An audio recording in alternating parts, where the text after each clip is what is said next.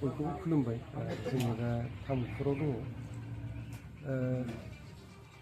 BTR एकर्डनि उनावहाय बिराद दुग्गाथाव बाथ्रा बर' हारिनि थाखाय, मानोना बाथौ धोरोमासो बर'नि मोनसे आगु धोरोम।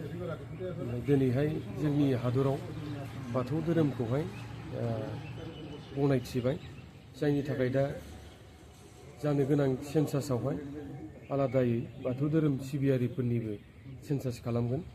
दा जोङो बाइक रिलि खालामनाया तामुलपुरसिम सफैबाय। जोंना राजु सारआ दा बोराइ बाथौनियाव आर'ज गाबबाय थादों जाहाथे बे बाइक टुरा मोजां जाफुंसारो।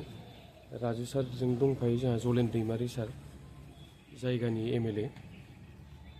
दा प्रमद बर' सारनि नाजानाय आरो बाथौ धोरोमनि जायनाखि जोंनि आफाद दङ, बै आफादनि दैदेनगिरिफोरनि नाजाथाबबाय थानायाव दिनैहाय बाथौ धोरोमखौहाय जोंनि गासै हादराव गनायथिदों, जायनि थाखाय दा सेन्सासआ आलादायै बाथौ सिबियारि फोरखौहाय हिसाब लाफागोन आरो।